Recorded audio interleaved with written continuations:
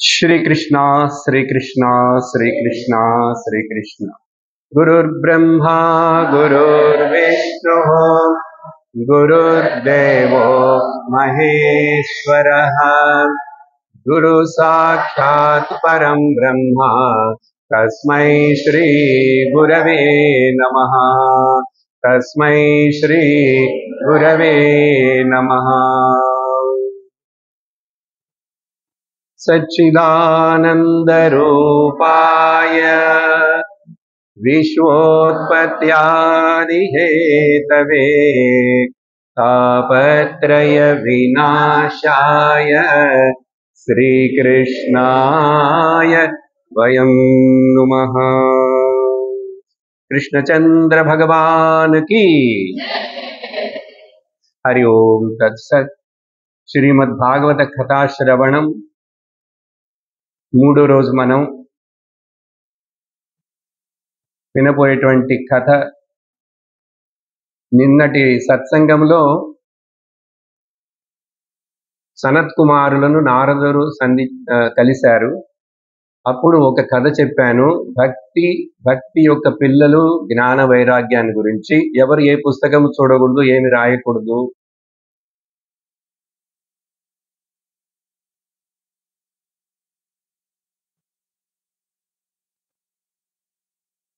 అప్పుడు సనత్ కుమారులు నారదులు వారు కలిసిన తర్వాత ఈ భక్తికి ఆనందం రావటానికి, బలం రావటానికి, భక్తి యొక్క పిల్లలైన జ్ఞాన వైరాగ్యాలు కూడా దృఢపడుటకు మార్గం ఏమిటి, ఈ కలియుగంలో భక్తి ఇట్లా బలహీనంగా ఉందే అని అడిగినప్పుడు దానికి ఈ భాగవత సప్తాహం, భాగవత కథను 7 రోజుల్లో వినటం అనేటువంటి ఇది చేస్తే జ్ఞాన వైరాగ్యాలకు, భక్తికి బాగా బలం వస్తుందని చెప్పి తెలియజేశారు. సప్తాహం అలా జరిగింది.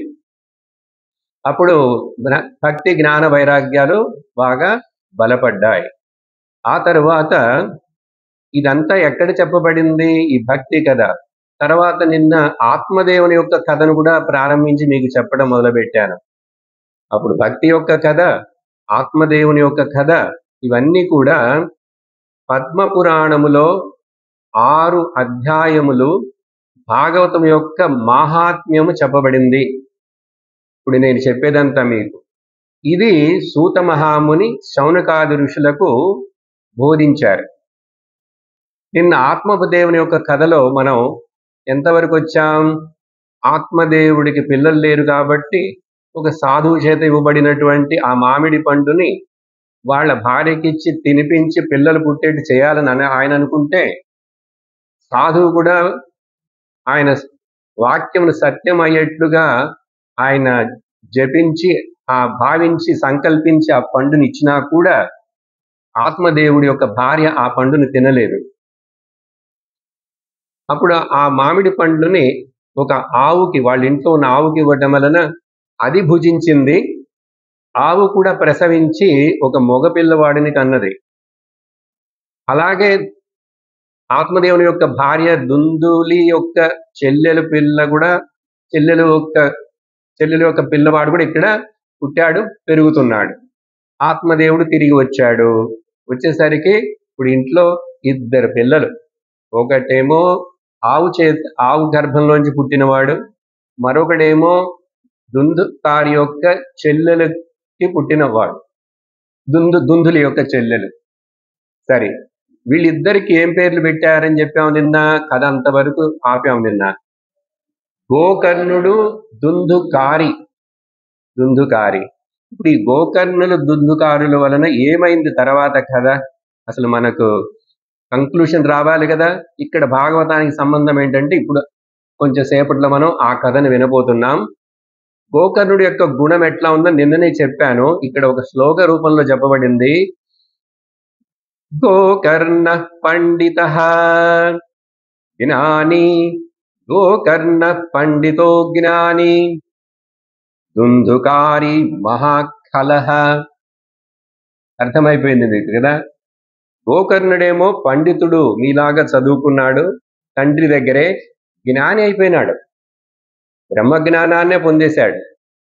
కానీ ఈ దుందుకారి ఎంతో చెడ్డవాడుగా పెరిగాడు. ఇప్పుడు వాళ్ళిద్దరికీ 14-15 సంవత్సరాల వయస్సు వచ్చేసింది. ఇప్పుడు కథ జరిగిపోయింది. అప్పుడు ఈ దుందుకారి యొక్క లక్షణాలు ఏంటంటే అన్ని చోట్ల వెళ్ళి దొంగతనం చేయటం, జూదమాడటం, స్త్రీల వెంట పడటం. ఏవైతే మనుషుడికి బలహీనంలో తగ్గించాలి, అక్కడ తగ్గించు కొంచెం, నేను కొంచెం తగ్గించు.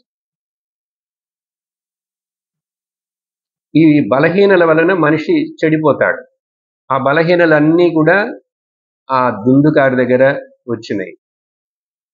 చెడ్డ స్నేహితులతోటి తిరగటం, ఇంట్లో నుంచి అమ్మా నాన్న దగ్గర డబ్బులు అడిగి తీసుకెళ్ళటం, ఖర్చు చేయటం. వాళ్ళ అమ్మకి దుందులి పిల్లవాడి మీద యొక్క ప్రేమతోటి ఎంత అడిగితే అంత డబ్బులు ఇస్తూ ఉన్నది. ఇలా ఆ డబ్బులు తీసుకొని జల్సా చేస్తూ ఏ ఒక్క సంస్కారము శుద్ధత ఏమి లేకుండా ఎంతో చెడ్డవాడైపోయి ఆ ఊర్లో చెడ్డ పేరు తెచ్చుకొని అందరూ అసహించుకునేట్లుగా ప్రవర్తిస్తుంటే ఆత్మదేవుడికి ఎంతో దుఃఖమైపోయింది మనసులో. ఎంతో కష్టపడి ఇన్ని సంవత్సరాలు వెయిట్ చేసి నేను పిల్లవాడి కోసం ప్రార్థిస్తే చివరిగా నాకు ఇలాంటి పిల్లవాడు పుట్టాడేమిటి, వీడి వలన నాకు దుఃఖమే వస్తున్నదే, తల ఎత్తుకొని తిరగలేకపోతున్నానే సమాజంలో అని చెప్పి ఎంతో బాధపడ్డాడు. బాధపడుతూ దిగులు పడుతున్నాడు, ఏం చేయలేకపోయినాడు. ఎందుకంటే దుందుకారి వాళ్ళ అమ్మను కొట్టడం మొదలుపెట్టాడు డబ్బులు ఇవ్వకపోతే. చూడండి ఇంకా దుర్మార్గం ఎంత స్థితికి వెళ్ళిపోతుందో. ఆ తర్వాత ఆత్మదేవుడును కూడా ఏదైనా చెప్తేనో డబ్బులు ఇవ్వకపోతేనో కర్ర తీసుకొని బాధేస్తానంటున్నాడు. అంత దుర్మార్గుడైపోయాడు. ఈ బాధలు తట్టుకోలేక ఆత్మదేవుడు చాలా దుఃఖపడుతుంటే దుందులు కూడా దుఃఖపడుతున్నది. కానీ ఆమె అంతగా పట్టించుకోలేదు. పిల్లవాడు అడిగిన డబ్బులు ఇస్తూ ఉన్నది. డబ్బులన్నీ అయిపోతున్నాయే కానీ వాడు చెడు దావులోకి ఇంకా వెళ్ళిపోతున్నాడు. ఆత్మదేవుడు ఈ దుఃఖాన్ని భరించలేక ఇంకా వైరాగ్యం వచ్చేసింది బాగా. నేను ఇల్లే వదిలేసేసి ఎక్కడికైనా వెళ్ళిపోదాం అనుకున్నాడు. చూడండి, పిల్లవాడు లేడని కలవరించిన వాడికి ఇప్పుడు పిల్లవాడి వలనే దుఃఖం. ఎందుకంటే ఆ పిల్లవాడు ఆ సాధువు ఇచ్చిన పండుతోటి పుట్టలే.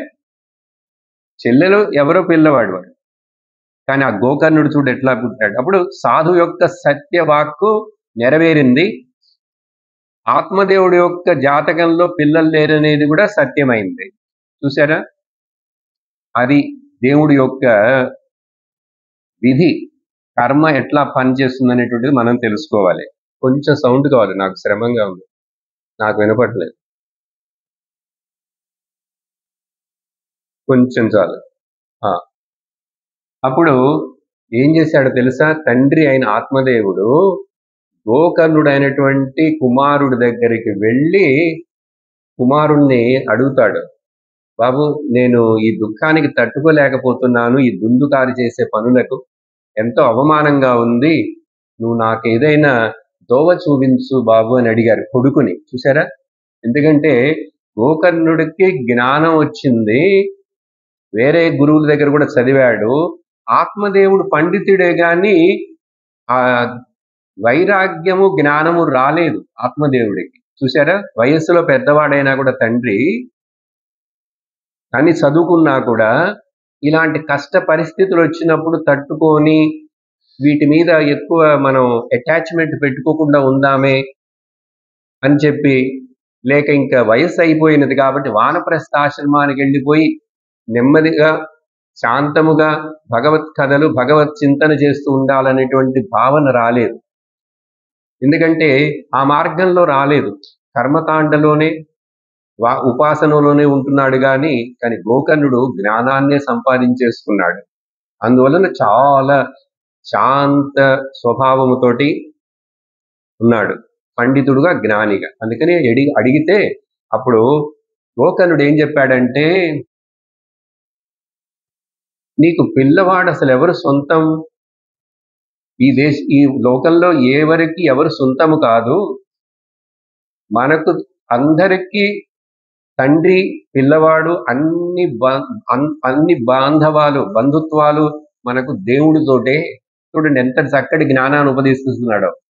అందుకని ఈ లోకంలో పిల్లలు ఉన్నాను లేకపోయినాను, తల్లిదండ్రులు ఇవన్నీ కూడా అనిత్యమైన సంబంధమే కదా, కొంతకాలమే. మనకు నిత్య సంబంధం భగవంతుడితోటి అని తెలుసుకోవాలి. అది గోకర్ణుడు తెలుసుకున్నాడు జ్ఞానము చేత. అప్పుడే ఈ లోకంలో ఏర్పడేటువంటి కష్ట నష్టాలు, సుఖ దుఃఖాలు, లోటుపాట్లు, వీటన్నిటిని తట్టుకొని మనం ధైర్యంగా మనం వెళ్ళవలసిన మార్గంలో వెళ్ళగలం అని బోధించి, అందుకని నీకు నిజమైన కొడుకు నువ్వు ఎందుకు ఎవరెవరినో అనుకుంటావు, చూడిక్కడ అని చెప్పి, ఆ సమయంలో గోకర్ణుడి యొక్క చేతిలో ఈ భాగవత పుస్తకం ఉన్నది. దాంట్లో కూడా 10వ స్కందము కృష్ణుడి యొక్క చరిత్ర. ఈ భాగవతం మొత్తంలో ఆ 10వ స్కందమే చాలా పెద్దది. దాంట్లో 100 అధ్యాయాలు ఉన్నాయి. చాలా పెద్దది, అనేక కథలు. అందుకని ఈ కృష్ణ కథలు చదువుకుంటూ నువ్వు ఆ కృష్ణుడిని నీ పిల్లవాడిగా అనుకుంటూ ఎందుకు సంతోషంగా ఉండకూడదు? ఇంకా ఎందుకు ఈ కుటుంబం గురించి వీటిని గురించే పట్టించుకొని నువ్వు వనమునకు వెళ్ళి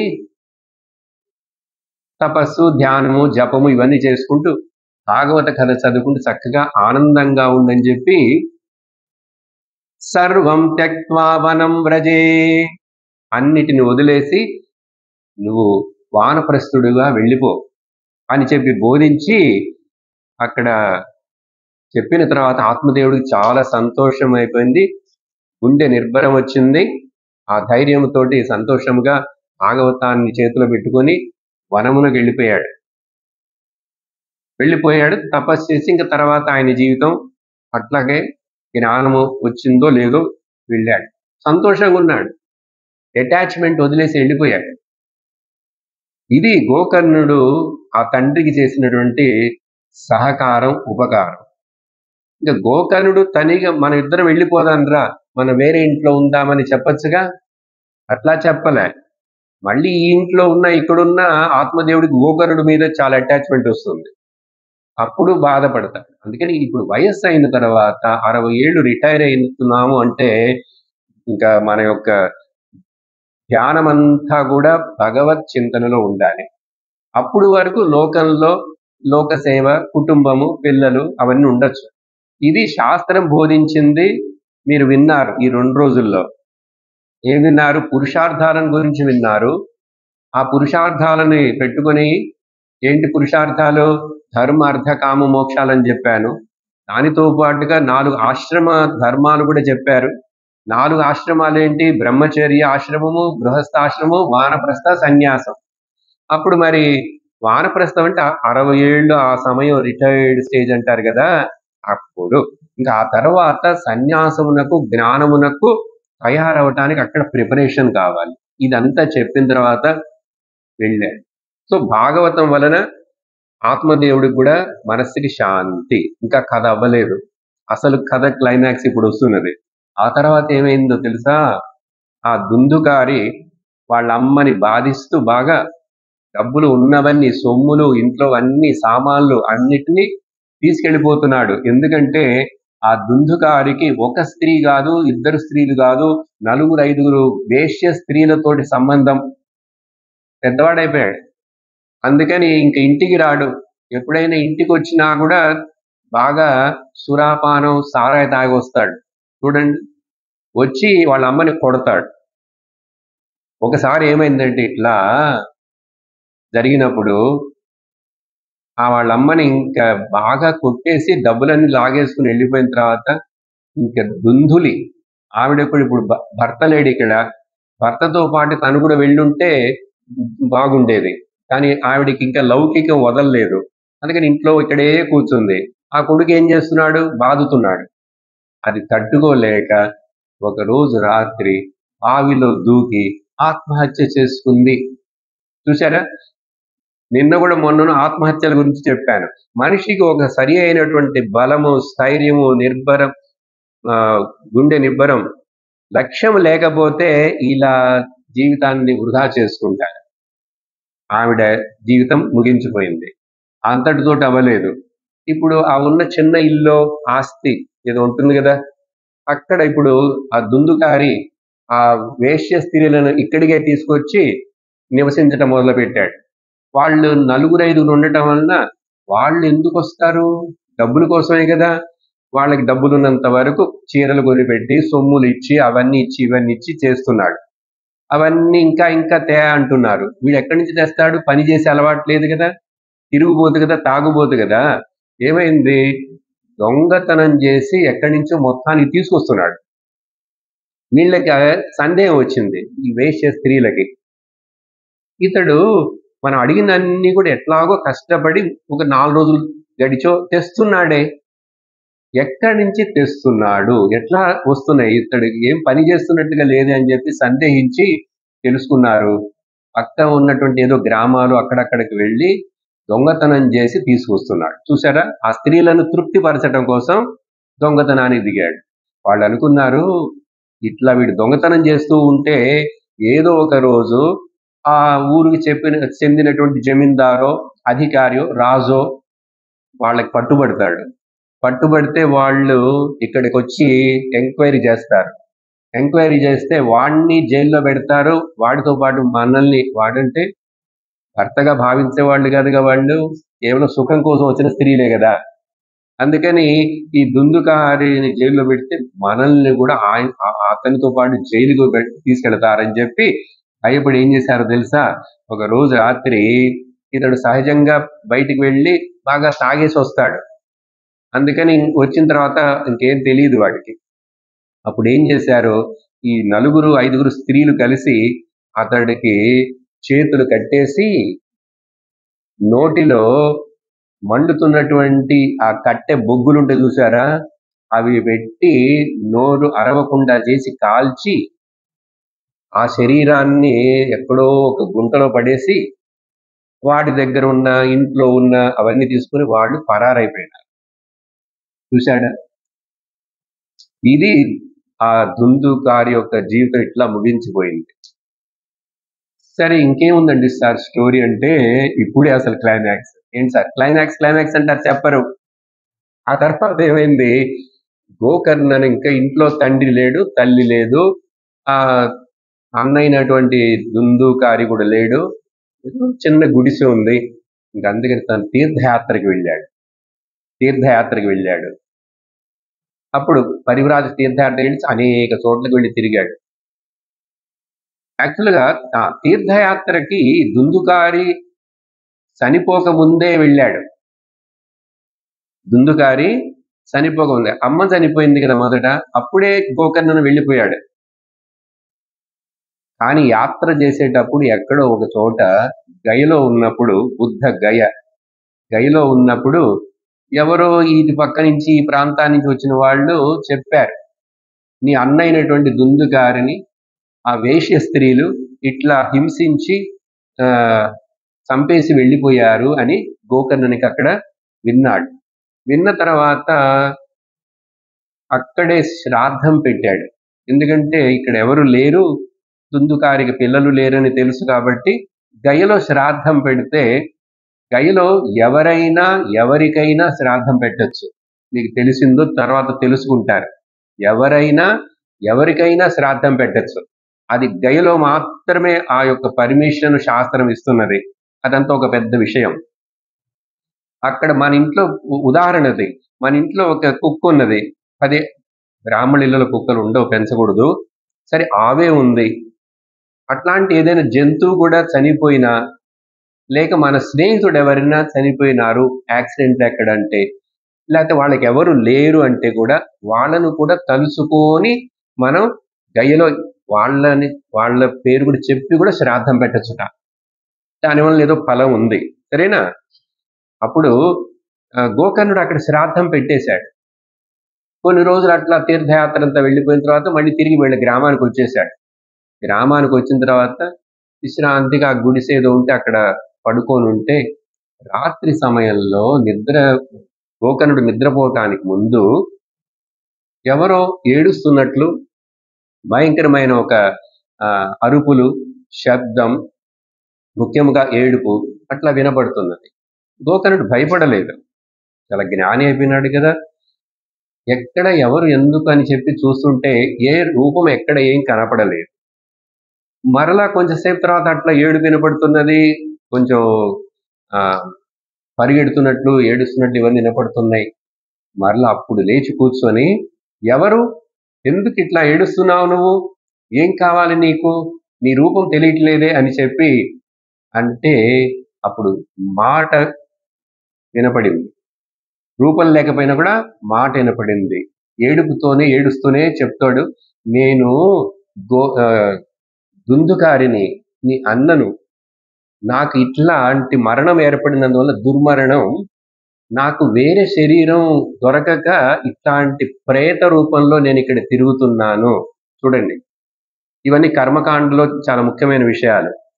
ఒక మనిషికి ఆ శ్రాద్ధం పెట్టేవాళ్ళు, నీళ్లు వదిలేవాళ్ళు, పిండం పెట్టేవాడు లేకపోతే, ఇలా దుర్మార్గమైన పనులు చేసిన వాడై ఉంటే, దుర్మరణం ఏర్పడితే వాడికి మరలా వెంటనే శరీరం దొరకదు, చాలా కాలం కష్టపడతాడు.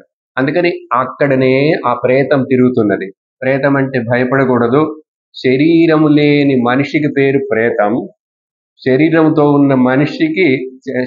ఉన్న ప్రేతమునకు మనిషి పేరు. అందుకనే శరీరంలో ప్రాణం పోయిన తర్వాత అది శవం అయిపోతున్నది, దాన్ని ప్రేతం అంటారు కదా. అది కొన్ని రోజులు అక్కడే, అందుకని 10 రోజులు 13 రోజులు దీపం వెలిగించడం, ఇవన్నీ చేయటం, కర్మలు ఇవన్నీ పెట్టింది. ఆ తర్వాత గతి మార్గం దొరికి ఆ జీవుడు ఎక్కడికి వెళ్ళిపోతాడు. అలా వెళ్ళలే, ఇక్కడే తిరుగుతున్నాడు శరీరం లేక. అప్పుడు ఆకలి దప్పికలు ఉంటాయి, ఎందుకంటే పిండదానాలు లేవు కదా. అట్లా చెప్పి ఏడిచాడు. ఏడిస్తే అప్పుడు గోకర్ణుడు ఆలోచించి, నేను దయలో నీకు శ్రాద్ధం పెట్టానే, నీకు తప్పకుండా ఏదైనా గతి దొరికి ఉండాలి అన్నాడు. అంటే ఆ ప్రేతం చెప్తుంది, నేను చేసిన పాపానికి గయలో శ్రాద్ధం పెట్టినా కూడా మార్గం ఉన్నట్లు తెలియలేదు. నువ్వు శ్రాద్ధం పెట్టావా నాకు తెలియదు, కానీ నేను ఇట్లా కష్టపడుతున్నానంటే అప్పుడు గోకర్ణుడికి ఆశ్చర్యం అయిపోయి, నేను కొంచెం విచారించి చెప్తాను, పెద్దలను, ఈ ఊర్లో ఉన్నటువంటి పండితులను, పెద్దలను విచారించి, మరి ఇంక ఏం చేయాలి, గయలో శ్రాద్ధం పెడితేనే ఒక ప్రేతానికి గతి దొరకలేదంటే ఇంకేం చేయాలి అనేది నేను చదివినంత వరకు నాకు ఎక్కడా తెలియట్లేదు, నేను కనుక్కొని నీకు రేపు ఏదైనా పరిష్కారం చేయటానికి వీలవుతుందా అని చెప్తానని చెప్పాడు. తెల్లవారిపోయింది. గోకర్ణుడు వెంటనే అక్కడ ఎవరో ఉన్నటువంటి పెద్దలను, పండితులను, వాళ్ళందరినీ కలిసి అడిగాడు. అడిగితే వాళ్ళు అన్ని శాస్త్రాలు చదివిన వాళ్ళే, వాళ్ళు కూడా అన్ని ఆలోచించి చూసి చెప్పి, మాకు కూడా ఈ గయలో శ్రాద్ధం పెట్టినా కూడా ఒక ప్రేతానికి, ఒక జీవికి గతి దొరకలేదంటే మాకు అర్థం కావటం లేదు, ఏం చేయాలో అని చెప్పంటే వాళ్ళు చెప్పలేకపోయారు. అప్పుడు గోకర్ణుడే తన యొక్క జ్ఞాన తపస్సు శక్తుల చేత ఏం చేశాడు తెలుసా? సహజంగా పురాణాల్లో ఏం చెప్తారంటే, ఇక్కడ శాస్త్రాలలో మనకేమి బదులు దొరకపోతే, ఏమి వెతికినా, ఏమి చెప్పినా ఎవరికి తెలియలేదు, మాకు కూడా ఏం చెప్పాలి అనే సందేహం వచ్చినప్పుడు ఏం చేస్తారంటే సూర్య భగవాన్ను ఉపాసన చేస్తారు. గోకర్ణుడు సూర్య స్తంభనం చేశాడు. సూర్య స్తంభనం అంటే సూర్యుడితోటి కాంటాక్ట్ చేయగలిగినంత తపశ్శక్తి ఉంది అతనికి.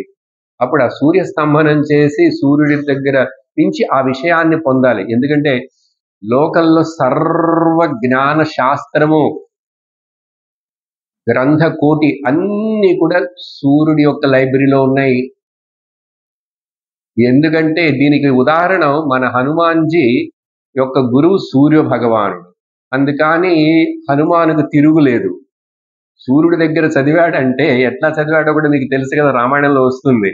సూర్యుడు అన్నాడు, నేను నీకు గురువుగా ఉండలేను, నేను ప్రయాణం చేస్తూనే ఉంటాను 24/7 నాన్ స్టాప్ గా, నీకు ఎట్లా బోధించేది, నాకు గురుకులమా ఏంటంటే, హనుమాన్జీ అన్నాడు, నాకు మా తండ్రి గారి యొక్క కృప వలన నేను ఆకాశంలో అట్లా విహరించే నాకు శక్తి ఉంది గాలి వలన, అందుకని మీరు ప్రయాణం చేస్తూనే ఉండండి, నేను మీతో పాటు వస్తుంటాను, మీరు నాకు బోధించండి అంటే, అలా సూర్యుడు ప్రయాణిస్తున్నప్పుడు హనుమంతుడు వెనకకు ప్రయాణిస్తాడు. ఇట్లా ఇట్లా ఉండి, ఇది బ్యాక్ రన్నింగ్ రేస్ అనేది మొట్టమొదట ఈ సృష్టిలో చేసింది, కనుక్కున్నది హనుమంతుడు.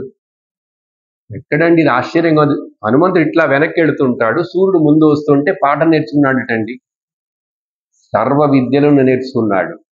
ఇది సూర్యుడు యొక్క గొప్పతనం చెప్పడానికి. ఇక్కడ దానికి ఒక ఆధారం, ఈ గోకర్ణుడు సూర్యస్తమానం చేస్తే ఏమి వినపడిందో తెలుసా? సమాధానం ఎట్లా వచ్చిందంటే డైరెక్ట్ గా రాలేదు. అతడికి తెలిసింది విన్నాడు. ఏమిటంటే తత సర్వై సూర్యవాక్యం తన్ముక్తౌ స్థాపితం పరం. నువ్వు ఒక చక్కటి మంచి కార్యం చెయ్యాలి, చేస్తే దాని వలన ఈ ప్రేతంగా ఉన్నటువంటి ఆ దుందుకారికి ముక్తి దొరుకుతుంది. ముక్తి అంటే మంచి గతి, వేరే మార్గం దొరుకుతుంది శరీరం అని చెప్పి అతడికి ఆదేశం వచ్చింది.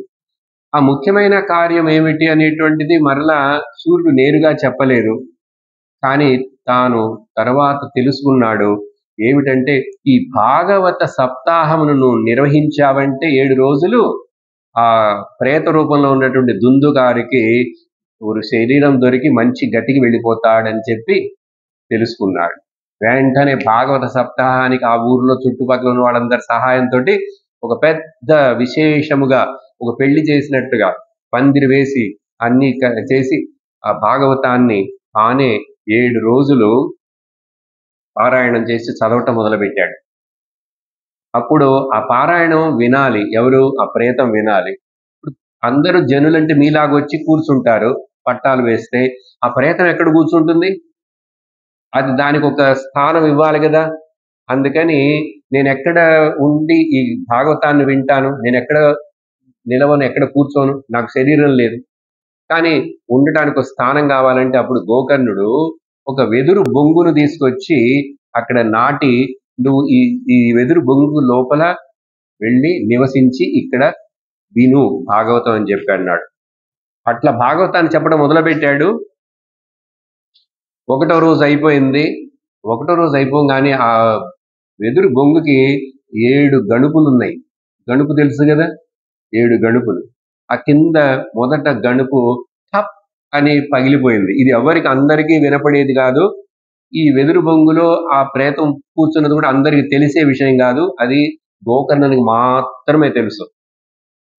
ఆ రెండో రోజు మళ్ళీ 2వ గణుపు టప్ అని పగిలిపోయింది. 3వ రోజు, 4వ రోజు, 5, 7వ రోజు భాగవతం సాయంకాలం పూర్తయ్యేసరికి వైకుంఠం పైలోకంలో నుంచి స్వర్గంలో నుంచి అమోఘమైనటువంటి ఈ దుందుకారి లోపల ఉన్నటువంటి ఆ ప్రేతం దివ్యమైన శరీరం తీసుకొని బయటకు వచ్చి అక్కడ దర్శనమిచ్చింది. దివ్యమైన శరీరంతో బయటకు వచ్చి దర్శనమిచ్చింది 7 రోజులు భాగవతం విన్నందువలన ఫలితం. వెంటనే ఆ శరీరం ఎప్పుడైతే అక్కడికి వచ్చిందో గోకర్ణుడుకి నమస్కారం చేస్తున్నాడు. ఆ దివ్యమైన శరీరంలో ఉన్నటువంటి దుందుకారి ఇప్పుడు నమస్కారం చేసేసే అప్పుడే ఆ స్వర్గం నుంచి అతడిని తీసుకెళ్ళడానికి దూతలు వచ్చారు. దూతలు వచ్చేసి అతడిని తీసుకెళ్లిపోయారు. శ్రీహరి దూతలు వచ్చారు, తీసుకెళ్లారని ఇక్కడ చెప్పబడింది. అప్పుడు గోకర్ణుడు ఒక ప్రశ్న వేస్తున్నాడు. భాగవతం చదివింది నేను, ఇక్కడ కూర్చొని చాలా మంది విన్నారు, కానీ మీరు ఈ దివ్య శరీరం తీసుకున్నటువంటి ఆ ప్రేతం ఇది ఉన్నాడి రూపం, అతన్ని మాత్రమే మీరెందుకు పైలోకానికి తీసుకెళ్తున్నారు అని చెప్పి అడిగాడు. అడిగితే వాళ్ళు ఏం చెప్పారంటే, శ్రవణ భేదం ఉంది. ఆ ప్రేతం విన్నంత శ్రద్ధగా ఇక్కడ కూర్చున్న వాళ్ళు ఎవరు వినలేదు. నువ్వు కూడా ఆ ప్రేతం కోసం భాగవతాన్ని చదివావు, నీ కోసం నీ ముక్తికి చదవలేదు, కాబట్టి మరొకసారి చదవాలి అని చెప్పి వాళ్ళు ఆ దూతలు అతన్ని తీసుకెళ్లారు. ఏం చెప్పారు? శ్రవణ భేదం. ఎందుకంటే ఆ ప్రేతం ఎంతో ఏకాగ్రతతోటి ఇంకా ముక్తి కోసం ఇప్పుడు విడుదల కావాలి, నాకు శరీరం దొరకాలని ఆ బాధతో చక్కగా విన్నది. మిగతా వాళ్ళంతా వెళ్ళట్ల. చూసారా? అందుకని ఆ వినటంలో శ్రవణం ఎంత శ్రద్ధగా చేస్తామో, ఎట్లా చేస్తామో దాని వలన ఫలం. ఈ విధంగా భాగవతం చదవటం చేత ఆ ప్రేతానికి కూడా ముక్తి దొరికిందని చెప్పి పద్మపురాణం చెప్పిన ఈ మహాత్మ్యమును ఈ రెండో కథ రూపంలో మనం విని తెలుసుకున్నాం. గోకర్ణుడు మళ్ళా రెండోసారి కూడా సప్తాహం చేశాడు. ఆ కథ అంతా వేరే. అక్కడ ఒక ముఖ్యమైన శ్లోకం వస్తుంది, అది మాత్రం జ్ఞాపకం చేస్తాను మీకు.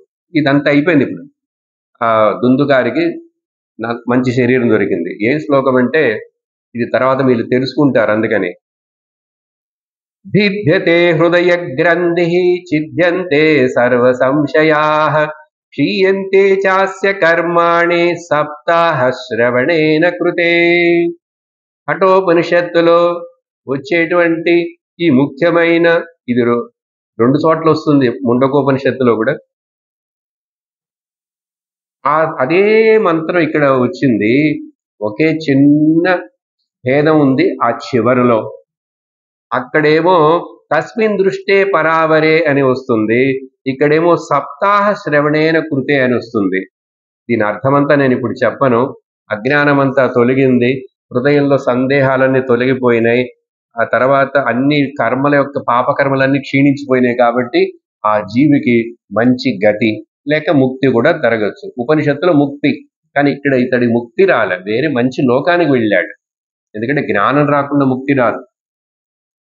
ఈ విధంగా మనం ఈ నిన్న ఇవాళ మొదటి రోజు ఈ భాగవత మహాత్ముల గురించి తెలుసుకున్నాం.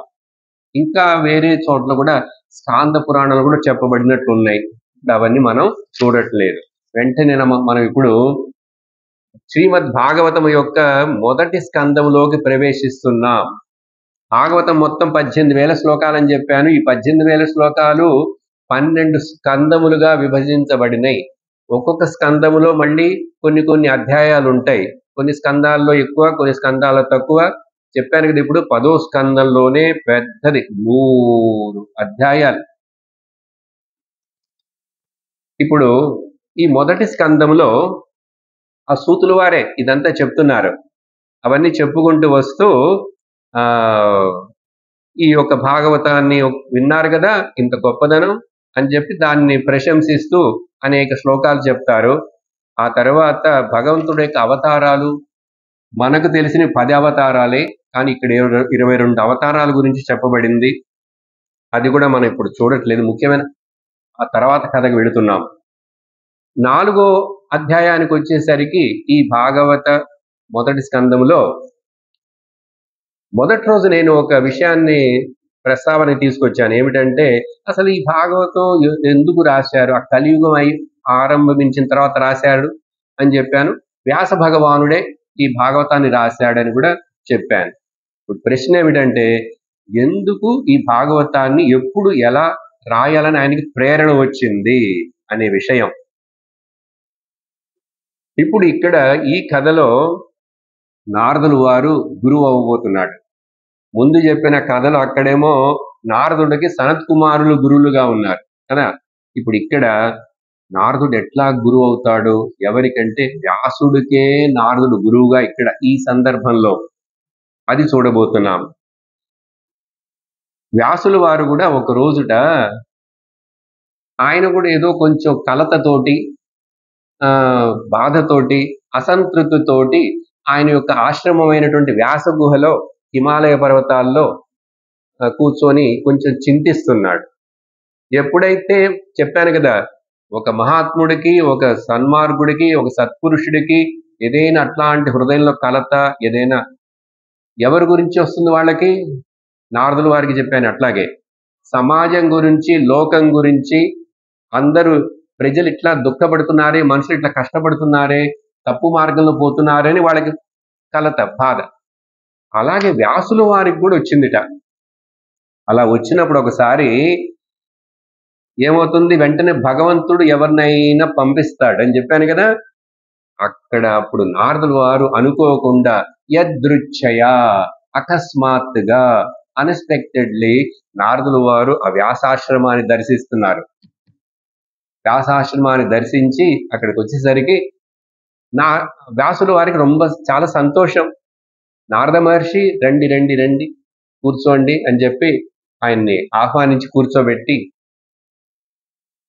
తర్వాత వెంటనే నారదుల వారికి తెలిసిపోయింది వ్యాసుడి యొక్క ముఖంలో సంతోషము కనిపించటం లేదు, ఏదో కలతగా ఉన్నారు అని చెప్పి ఆయన వచ్చింది అందుకు. అసలు అడిగేశారు, వ్యాస భగవానే ఎందుకు మీరు ఇట్లా ఉన్నారు, ఏమిటి కొరత మీకు? వేదాలను విభజించారు, 18 పురాణాలను అన్నింటినీ కూడా అప్పటికి ఇంకా భాగవతం దాంట్లో చేరలేదు. పురాణాలన్నీ మీకు తెలుసు. అది మాత్రమే కాదు, ఇప్పుడు 1,00,000 శ్లోకములతో ఉన్నటువంటి పంచమ వేదమైనటువంటి మహాభారతాన్ని కూడా రాశారే.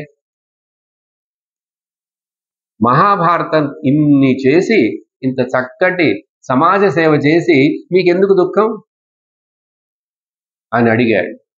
అప్పుడు వ్యాసుల వారు, నారద కరెక్ట్ గా చెప్పావు, నువ్వు అడిగింది నేను ఇన్ని రాశాను చేశాను, ఆ చివరగా ఇప్పుడు జరిగినటువంటి ఆ మహాభారత విషయం అన్ని కూడా కలిపి నేను పంచమ వేదమునకు సమముగా ఉండేట్లుగా దాంట్లో అన్నిటిని చెప్పాను. అన్నిటిని అంటే ఏంటండి, భారతంలో లేనిది ప్రపంచంలో ఉండదు, ప్రపంచంలో ఉన్నదే భారతంలో ఉంది. 1,00,000 శ్లోకాలండి. ఎక్కడైనా ఊహించగలరా? ప్రపంచంలో ఎక్కడ అప్పుడు గాని ఇప్పుడు గాని ఎప్పుడు గాని 1,00,000 శ్లోకాలతో ఉన్నటువంటి ఒక గ్రంథం అనేటువంటిది ఎక్కడ ఉండదు. ఇప్పుడు కూడా అవైలబుల్. దాన్ని చదివేందుకు, కొని ఇంట్లో పెట్టుకునేందుకు మనుషులు లేరు. మీరందరూ చదవాలి. తర్వాత చక్కగా గీతా ప్రెస్ వాళ్ళు ఇన్ని 3-4 వాల్యూములుగా చేసి 1,00,000 శ్లోకాలు. ఇప్పుడు చిన్నప్పటి నుంచి దాన్ని కొంచెం చూడటం మొదలు పెడితే దాంట్లోని సారాలు అన్నీ చెప్పబడినాయి. ముఖ్యంగా చెప్పాలంటే దాంట్లోనే ఈ భగవద్గీత వచ్చిందని చెప్పారు కదా, దాంట్లోనే విష్ణు సహస్రనామం వచ్చింది. ఆ భీష్మ పర్వంలో చివరికి శాంతి పర్వంలో ఎంతో ఉపదేశాలు చెప్పండి. స్త్రీ ధర్మం, పురుష ధర్మం, ఆశ్రమ ధర్మం, వర్ణ ధర్మం ఎన్నిటి చెప్పేశారు. స్త్రీ ధర్మం, రాజధర్మం సర్వం చెప్పబడింది. వ్యాసుడు అంటాడు, నేను ఇన్ని ధర్మాల గురించి ఈ ప్రపంచంలో అన్నిటినీ జనులకు ఉపయోగపడుతుందని చెప్పి నేను రాసి పెడితే, వినండి ఇక్కడ ఒక ముఖ్యమైన విషయం ఉంది. చాలా మందికి దృష్టి, అటెన్షన్ ఇక్కడ ఉండటం లేదు. కథ చెప్తున్నా కూడా మీకు ఇక్కడ ఉండటం లేదంటే నేను ఈ కారణాన్ని ఎంక్వైరీ చేయాలి. ఎంక్వైరీ చేస్తాను తర్వాత. ఇక్కడ ఉండాలి దృష్టి. మీరెప్పుడు వినని విషయాలు ఇవి కొన్ని. అప్పుడు చెప్పాడు, అవును నేను ఇన్ని రాశాను, ఇవన్నీ జనులు చదివి దీనివల్ల ప్రయోజనం పొందుతారు అని చెప్పి అన్ని క్యారెక్టర్స్, ప్రపంచంలో ఎన్ని రకాలైనటువంటి గుణములతో ఉన్న క్యారెక్టర్స్ ఉన్నాయో మనుషులు, అన్నిటినీ తీసుకొచ్చాను. 100,000 కథలుంటాయి భారతంలో. పిట్ట కథలు అంటారు కదా, చాలా ఉంటాయి. సుభాషితాలు ఉంటాయి, మంచి సందేశాలు ఉంటాయి. అవే కదా అమ్మ చెప్పడం మొదలుపెట్టారు మీకు కొంచెం. అప్పుడు రాసినా కూడా ఎవరు దీన్ని చదవట్లేదు, దీని నుంచి ఏమి నేర్చుకోలేదు. నేను వాళ్ళకి ధర్మం కావాలని చెప్పి ఇవన్నీ చెప్పాను, కానీ ఎవరు కూడా దీన్ని ఉపయోగించుకోవట్లేదు, చదవట్లేదు. అదే కదా ఇప్పుడు మనం ఎవరైనా చదువుతున్నామా? మన స్కూళ్ళలో సిలబస్లో ఉందా? ఏదో చిన్న మన ఇళ్లలో మనకు చెప్పారు కాబట్టి, ఆ టీవీలో ఆయన ఎవరో తయారు చేసి కొంచెం చూపించాడు కాబట్టి కొన్ని తెలిసినవి, కానీ ఆ తర్వాత ఇంకా చాలా మందికి తెలియవు. ఏదో తెలిసినా కూడా అసలు దాని యొక్క కథ యొక్క అర్థం ఏమిటి, the moral of the story ఏమిటి అనేది ఎవరు గ్రహించట్లేదు. ఎందుకు ఆ కథ చెప్పారు, ఏం రాశారు, ఈ కథలోంచి నేను ఏం నేర్చుకోవాలి? మనకు అప్పుడే కదా చిన్నప్పుడు స్కూళ్ళలో కూడా ఆ కథ చెప్తారు, కాకి కథ, నక్క కథ చెప్తే దానిలోంచి నీతిని నేర్చుకోవాలి. ఆ నీతి కథలు అంటారు కదా, అలా ఎవరు ఈ భారతం నుంచి నేర్చుకుంటున్నట్టుగా కనపడలేదు. అది కాకుండా ఇంకా తప్పు భావన ఏంటంటే, నేతి స్వామినమ్మ వారు చెప్పినట్టు కృష్ణుడు యొక్క గీతోపదేశం ఫోటో ఎవరు పెట్టుకోవట్లేదుగా. భయపడతారు. కృష్ణుడు ఆ రథసారథిగా ఉండే ఫోటో పెట్టుకుంటే ఇంట్లో కోట్లాటలు వస్తాయి. ఇట్లా అలాంటిది ఒక తప్పు అభిప్రాయం ఏంటంటే, భారతాన్ని ఇంట్లో పెట్టుకుంటే ఇంట్లో యుద్ధాలు వస్తాయి, ఇంట్లో సుఖం ఉండదు, శాంతి ఉండదని ఎవరో చెప్పారండి ఎక్కడో. ఇంకా అది పట్టుకున్నారే గాని ఆ భగవద్గీత భారతంలోని విషయాలని విందామని ఎవరికి ఇంట్రెస్ట్ రావట్లేదు. ఆ రోజుల్లో కొంచెం చెప్పేవాళ్ళు కూడా ఉన్నారు ఆ గుళ్ళల్లో, హరికథలు, సాయంకాల కథా కాలక్షేపాలు. ఇప్పుడు అవి కూడా తగ్గిపోయినాయి. ఆ చెప్పేవాళ్ళు కూడా దక్షిణల కోసమే చెప్తారు కానీ సమాజమున కోసం దీన్ని అందించాలని ఎవరు చేయట్లేదు. కాబట్టి ఈ భారతంలో ఇట్లా లోపం ఉంది. అప్పుడు నారదులు వారు చెప్పారు, అదే నువ్వు చేసినటువంటి తప్పు. తప్పంటే నువ్వేదో వ్యాసుల వారు మీరేదో అనుకొని ఇది ఎంతో ప్రయోజనపడుతుందని రాశారు. కానీ ఇప్పుడు ఈ కలియుగంలో ఈ జనులకు అది ఒకటి ఉండనిండి పక్కన అది ఎవరో చదివాడు చదువుతారు. ఇటువంటి కథలు, ధర్మములు ఇవే చెప్పకుండా కేవలం ఆ శుద్ధమైన భక్తిని కలిగించేటువంటి, వైరాగ్యమును జ్ఞానమును కలిగించే విధంగా ఒక శుద్ధమైనటువంటి ఆ కృష్ణ కథ, ఆ నారాయణుడి యొక్క లీలలను మధ్యలో ముఖ్యముగా పెట్టుకొని కేంద్రముగా నీవు భాగవతము మహాపురాణాన్ని రాయాలని చెప్పి అప్పుడు నారదుడు వారు సలహా ఇస్తే వ్యాసుడు, ఇది సత్యం, కరెక్టే నారద మీరు చెప్పేది, నేను ఇప్పుడే ఈ భాగవతమును భగవత్ కథలను మాత్రమే రాస్తాను, అర్థం లేని అనవసరమైనటువంటి ఏవేవో క్యారెక్టర్లు అవన్నీ లేకుండా అందుకని భాగవతం చదివితే దీంట్లో కూడా కథలు ఉన్నాయి, భక్తుల కథలు, భగవంతుడి యొక్క కథలు. నువ్వు వినంగా వినంగా భక్తి మన హృదయంలో అట్లా ప్రకాశించడం గ్యారంటీ. దాని వలన జ్ఞాన వైరాగ్యాలు రావటం కూడా గ్యారంటీ. కొంచెం టైం పడుతుంది. మనకి ఇప్పుడు ఇట్లా వింటుంటేనే దీంట్లో శ్రద్ధ వస్తున్నదా లేదా, ఉత్సాహం వస్తున్నదా లేదా, దీని మీద ఆసక్తి కలుగుతున్నదా లేదా? నాకు అట్లా కలిగే నేను దీన్ని చదవటం మొదలుపెట్టాను. నాకు చిన్నప్పుడు ఇట్లా ఇదంతా ఏవో చిన్న చిన్న కథలు తెలుసు, చాలా పుస్తకాలు ఉన్నాయి ఇంట్లో మాకు అని చెప్పి స్వామిని చెప్పారు కదా, అవన్నీ చదివేవాళ్ళం. ఆ యొక్క ప్రేరణ నన్ను తర్వాత ఈ భాగవతాన్ని కొంచెం లోతుగా చూడాలి, ఇది ఒక మహాసముద్రం, ఆ సముద్రంలోకి ఎంత లోతుగా వెళ్ళి ఎంత ఈత కొట్టి ఎంత వెతికితే అన్ని రత్నాలు దొరుకుతాయి. ఈ భాగవతం అంతా కూడా రత్నముల మయము. అందుకని భాగవతాన్ని రాయని చెప్పి వ్యాసుల వారికి నారదులు వారు సలహా ఇచ్చారు. వ్యాసుల వారు ఆయన గర్వముతోటో ఏదో అట్లా అనుకొని ఈయనెవరు నాకు చెప్పేది అని చెప్పి తీసుకోకుండా ఆ దేవర్షి నారదుల వారి యొక్క సలహా ఆచరించి వెంటనే అప్పుడే ఆ కమండలంలో ఉన్నటువంటి జలమును తీసుకొని ఇట్లా అవపోసన పట్టేసి ధ్యాన స్థితిలో మనస్సు ధ్యాన స్థితిలో ఉండి భాగవతాన్ని సపరేటుగా సంకలనం చేశారు, సమకూర్చారు. మహాభారతం అంతా ఈయన చెప్పంగా వినాయకుడు రాశాడు, ఆ కథ అంతా ఉంది కదా. ఇక్కడ అట్లా కాదు, ఆ ధ్యానంలోనే ఆయనకు ఆ భాగవతం అంతా హృదయంలో ప్రకాశించింది. అది శబ్ద రూపంలో, వాంగ్మయీ మూర్తి రూపంలో వచ్చిందని చెప్పారు కదా ఆ రోజు. అందుకని కృష్ణుడిని ఆయన హృదయంలో పెట్టుకొని ఆయనే కృష్ణుడు. వ్యాసాయ విష్ణు రూపాయ వ్యాస రూపాయ విష్ణవే నమో వై బ్రహ్మ నిదయే. వ్యాసుడు వేరు కాదు, కృష్ణుడు వేరు కాదు, నారాయణుడు వేరు కాదు. కృష్ణుడు అవతారం తీసుకున్నప్పుడు ఈ ఒక విషయం చూడండి, డబుల్ పోజ్ అంటారు కదా సినిమాల్లో, అట్లాగా భగవాన్ శ్రీమన్నారాయణుడు ఒక పక్కనేమో ఆయన క్షత్రియుడిగా రాజనీతి పరుడుగా సమాజంలో ఉంటూ ఆయన అట్లా పుట్టి అవతారం తీసుకున్నాడు.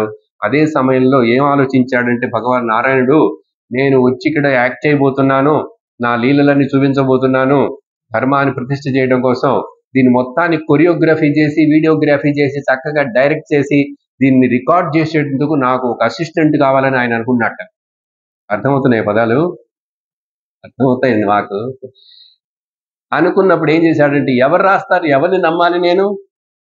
ఎవరిని నమ్మను. నేనే నా ఇంకొక అంశమే డబుల్ పోజుగా జ్ఞాన కళావతారముగా వ్యాసుడు పూర్ణ చైతన్య విగ్రహం రూపంలో ఒక పక్కన ఆ రథసారథిగా, క్షత్రియుడిగా కృష్ణుడు ఇద్దరు ఒకటే.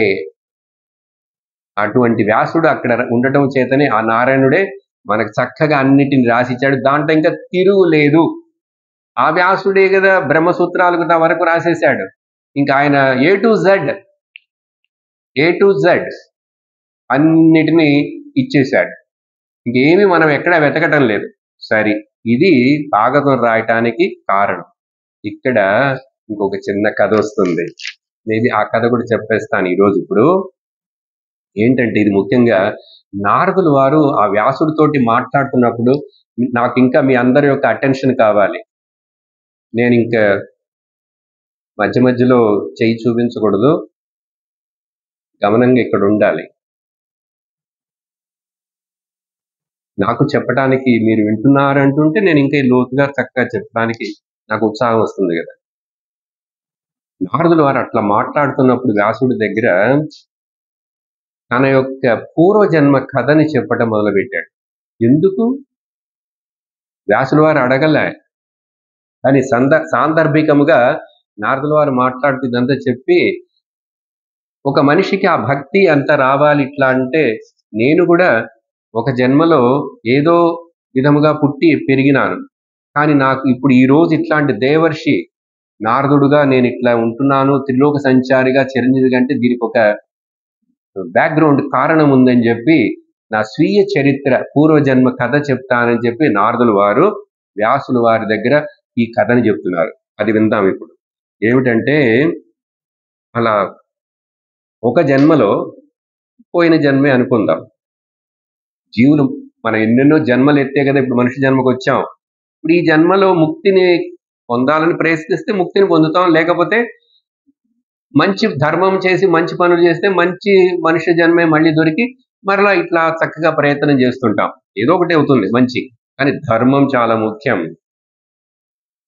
అప్పుడు ఏం చెప్తుందంటే, ఏదో కారణంగా నేను ఒక జన్మలో మంచిగా ఉన్నా కూడా ఆ తర్వాత జన్మలో ఒక బీద దరిద్రురాలైనటువంటి ఒక ఇంటి సేవకురాలైనటువంటి ఆమె గర్భంలో నేను పుట్టాను.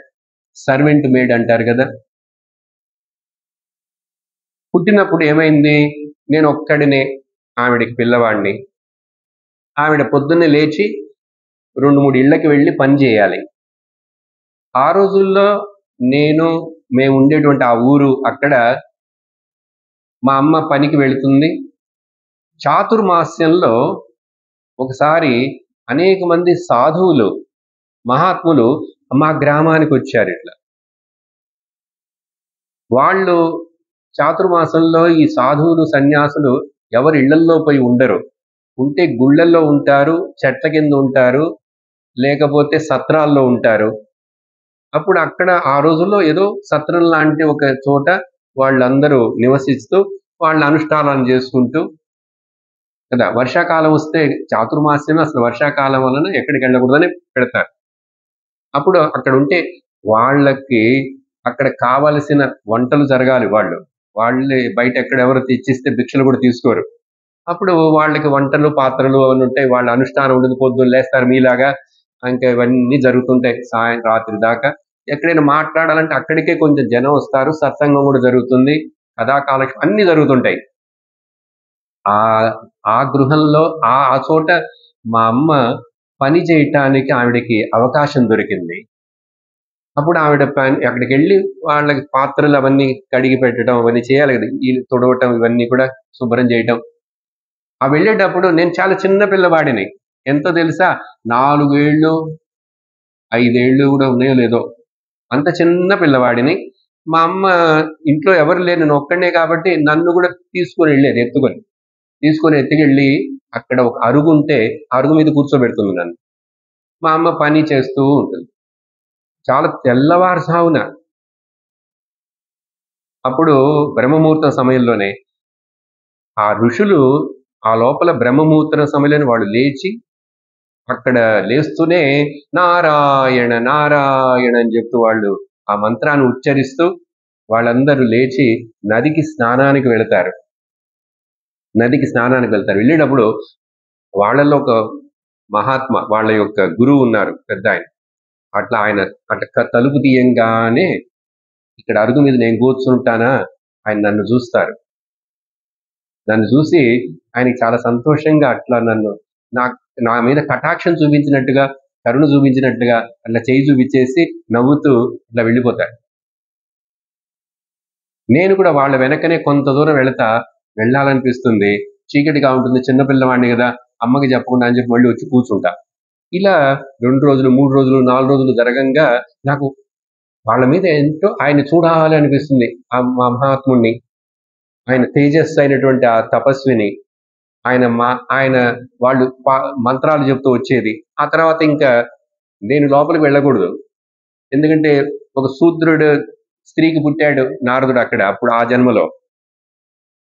అందుకనే వాళ్ళమ్మ ఆ కరువు మీద కూర్చు. కానీ లోపల వాళ్ళు చదివేవన్నీ ఓం సహస్ర శీర్ష పురుష సహస్రాక్ష ఇవన్నీ నాకు వినపడుతుంటాయి. అన్ని వింటుంటే నాకేంటో హృదయంలో ఒకటే ఆనందం. నాకు ఎక్కడికి వెళ్ళాలని కానీ, ఏదైనా ఇచ్చి ఆడుకోవాలని కానీ. చూశారు, ఇక్కడ కథ చెప్తుంటే మీలో చాలా మందికి కింద చూడటం, పైన చూడటం, అక్కడ చూడటం, వాడిని డిస్టర్బ్ చేయటం అనిపిస్తుంది. 4, 5, 7 సంవత్సరాలు ఉన్న నారదుడు, ఆ పిల్లవాడు అప్పుడు ఆ జన్మలో పేరు నారదుడు కాదు, ఏదో పేరు. పూర్వ సంస్కారం వలన వాటి మీద నాకేంటో హృదయంలో ఇవన్నీ విందాం అనిపిస్తున్నాయి. సహజంగా చిన్న పిల్లలు కూర్చుంటే ఏం చేస్తారు, ఏదో ఒక పుల్ల తీసుకొని విరుస్తూ, అది చేస్తూ, ఇది చేస్తూ, గోడ గీరుతూ, గోళ్ళు గీరుతూ ఏదేదో చేస్తాం కదా, కూర్చోలేం. అట్లా నాకేమీ అనిపించలేదు. నేను తాదాత్మ్యంగా అదే వింటున్నా. అట్లా అది కాదు, మా అమ్మ కూడా నన్ను చూస్తుంటుంది నేను ఎట్లా ఉన్నానేంటని. మొదట ఆ మహాత్మ పెద్దాయన వాళ్ళు అట్లా బయటకు వచ్చినప్పుడు లేచి నిలుచొని నమస్కారం పెట్టాలని నాకు తెలియలేదు. అప్పుడు మా అమ్మ వాళ్ళు వెళ్ళిపోయిన తర్వాత వచ్చి దగ్గరికి, బాబు ఏంటి అట్లాగే కూర్చుంటావు, వాళ్ళు ఎవరనుకుంటున్నావు, దేవుడితో సమానం, లేచి నిలబడి నమస్కారం పెట్టద్దు అని మా అమ్మ నాకు చెప్పేది. చూడండి ఇక్కడ మోరల్. తల్లి పిల్లవాడికి చిన్నప్పటి నుంచి, ఆవిడ శూద్రురాలుగా ఉన్నా కూడా, ఇంట్లో పని మనిషిగా ఉన్నా కూడా, పిల్లవాడికి మంచి అనుగ్రహం ఏర్పడాలి, నువ్వు అట్లా చేశావంటే నీకు వాళ్ళ అనుగ్రహం దొరుకుతుంది అని చెప్పి బోధిస్తుండేది. నేను మా అమ్మ చెప్పినట్టుగానే చేశాను. ఒక నెల అయిన తర్వాత వాళ్ళు వేరేవేవో బయటికి వెళ్ళారు, నదికి వెళ్ళారు, లేక కొంత వెలుగు వచ్చిన తర్వాత బయట చెట్టు కింద కూర్చొని అక్కడ ఏదో చాంటింగ్ చేస్తున్నారు, పారాయణం ఏదంటే మా అమ్మ వచ్చి నాకు చెప్పేది, వెళ్ళు వాళ్ళతో, ఆయన వెనక వెళితే నిన్ను చూసి నిన్ను అనుగ్రహిస్తారు అని చెప్పి మా అమ్మ నేర్పించి నన్ను అలా మరీ చెప్పి వాళ్ళతోటి ఇంకా సన్నిహితంగా ఉండేట్టుగా చేసింది. ఇలా 3 నెలలు, చాతుర్మాస్యం 4 నెలలు కదా, 3 నెలలు జరిగింది. ఆ తర్వాత చివరికి ఒక రోజు ఆ సాధువులందరూ ఆ ఊరు వదిలి వెళ్ళిపోతారు. వాళ్ళు ఒక చోట ఉండేవాళ్ళు కాదుగా. చాతుర్మాసం అయిపోతుంటే ఆ చివరి రోజున ఆ పెద్దాయన ఉన్నారే అక్కడ, ఆ వాళ్ళల్లో ఆ మహాత్ముడు సాధు అన్ని వాళ్ళు భోంచేసిన తర్వాత నేను అక్కడ కూర్చొని ఉంటే ఆ చివరిగా ఉన్నటువంటి ఒక ముద్ద అన్నం ఆయన అట్లా తీసి నన్ను పిలిచి నోరు తెరవమని నా నోట్లో పెట్టారు. అంతే. చూసారా, ఏమి వాడికి చిన్నపిల్లడు ఏం బోధిస్తక్కర్లేదు, ఆ ప్రసాదమే తిన్నాడు. పిల్లవాడికి కూడా వాళ్ళ మీద అంత అట్రాక్షన్, ఆకర్షణ ఉంది. ఆ ప్రసాదమే అనుగ్రహం అయిపోయింది. అటువంటి సత్సంగం యొక్క కారణం చేత, అనుగ్రహం చేత, మా అమ్మ యొక్క దీవెనలు, మా అమ్మ యొక్క గైడెన్స్ చేత నేను తర్వాత ఈ స్థితికి రావటానికి కారణం అని చెప్పాడు. కథ ఇంకా అవ్వలేదు. ఆ తర్వాత ఏమైంది, వాళ్ళు వెళ్ళిపోతే బాధ పుట్టింది, వాళ్ళతోనే వెళ్ళిపోదాం అనిపిస్తున్నది నారదుడికి. అందుకని అట్లా నుంచుంటే మరలా దిగులు పడకు, బాధపడకు అని చెప్పి ఆయన చేయి చూపించి వాళ్ళు వెళ్ళిపోయారు. ఆ తర్వాత మా అమ్మ ఇట్లాగే పనులకు వెళ్తూ వస్తుందా, ఒకరోజు తెల్లవారుజామున మా అమ్మ ఒక ఇంటికి పనికి వెళ్ళి వస్తున్న సమయంలో పాము కరిచి మా అమ్మగారు చనిపోయింది. మా అమ్మగారు చనిపోగానే అప్పుడు నారదుడు కొంచెం పెద్దవాడైనాడు, మీలాగా పెద్దవాడైనాడు. ఇప్పుడు అమ్మతోటి కలిసి వెళ్ళక్కర్లే, ఇంటి దగ్గరే ఉంటున్నాడు. వాళ్ళమ్మ చనిపోయిందని తెలిసిన తర్వాత భయపడలే, ఏడవలేదు. ఎవరు బంధువులు, వేరే కుటుంబం పెద్దదిగా లేదు. పరివ్రాజకుడుగా బయలుదేరేసి వెళ్ళిపోయాడు నారదుడు. ఏమిటి ఇప్పుడు ఆ ఆశీర్వాదం వలన, హృదయంలో భక్తి వలన, పోయిన జన్మ సంస్కారం వలన తీర్థయాత్రలు చేస్తూ అనేక సంవత్సరాలు అట్లా పర్యటన చేసి దేశమంతా తన యొక్క ఆ మనసును శుద్ధి చేసుకొని అన్ని తీర్థాలను స్నానం చేస్తూ భగవన్నామ చింతన చేస్తూ ఉంటే అతడికి క్రమముగా వైరాగ్యం బాగా పెరిగి జ్ఞానం రాలేదు. ఇంకా భగవంతుడి యొక్క దర్శనం ఏర్పడింది వాణి రూపంలో. నీకు ఈ జన్మలో నా సాక్షాత్కారము, మోక్షము ఇవన్నీ జరగవు, కానీ నువ్వు వచ్చే జన్మలో చాలా ఉన్నతమైనటువంటి స్థానంలో పుట్టి అక్కడ నీ భక్తిని పెంచుకొని అని చెప్పి ఇవన్నీ చెప్పటం వినటం జరిగింది. తృప్తి పడ్డాడు నారదుడు. ఆ జన్మలో ఆ శరీరం వదిలేసిన తర్వాత మరు జన్మలో బ్రహ్మదేవుడి యొక్క మానస పుత్రుడుగా పుట్టాడండి నారదుడు. నిన్న చెప్పాను కదా వీళ్ళని గురించి, బ్రహ్మకుమారుల గురించి. బ్రహ్మదేవుని యొక్క మానస పుత్రుడు.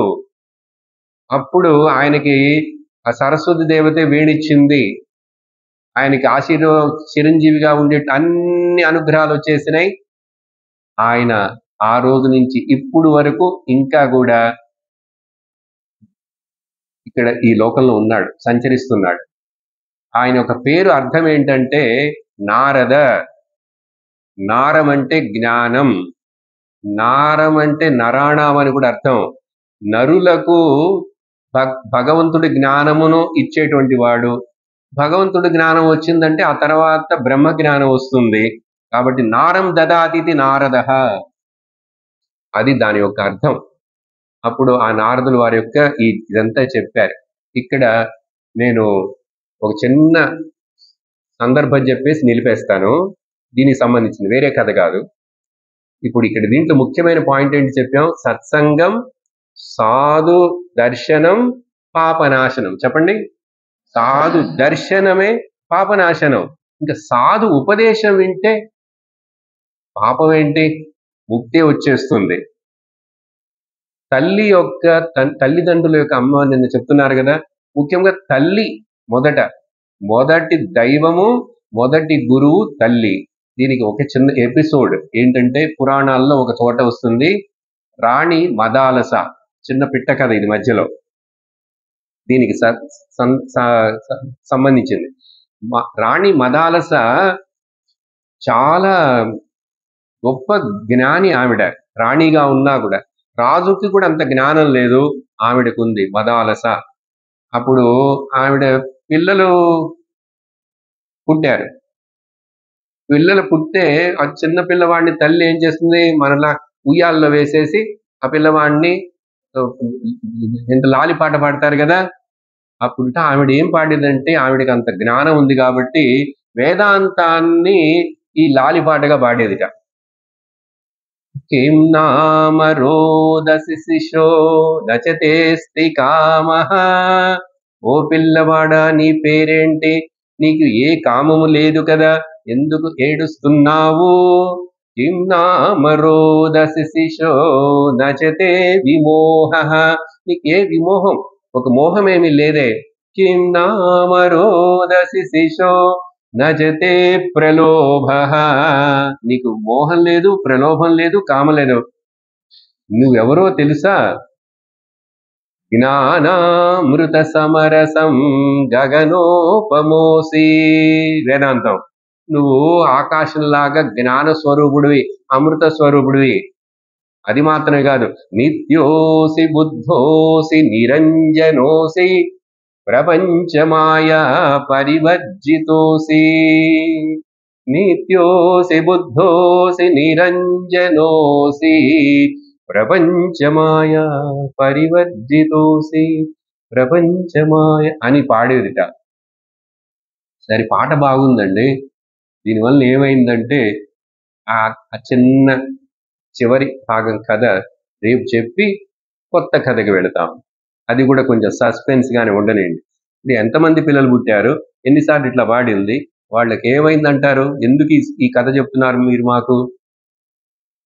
సస్పెన్స్ రేపు.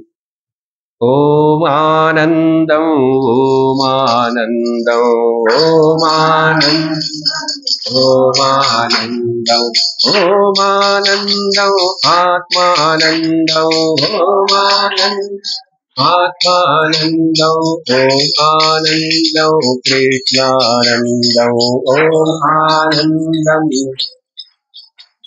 ఓం ఆనందం అమృతానందం ఓం ఆనందం అమృతానందం ఓం నమ శివాయ ఓం నమ శివాయ ఓం నమ శివాయ ఓం నమ శివాయ ఓం నమ శివాయ ఓం నమ శివాయ ఓం నమ శివాయ ఓం నమ శివాయ ఓం నమ శివాయ ఓం నమ శివాయ. सर्वत्र गोविंदनाम संकीर्तनम्. ओम लोकाः समस्ताः सुखिनो भवन्तु लोकाः समस्ताः सुखिनो भवन्तु लोकाः समस्ताः सुखिनो भवन्तु. ओम शांति शांति शांतिः. हरिः ओम श्री गुरुभ्यो नमः. हरिः ओम. हरि ओम तत्सत्.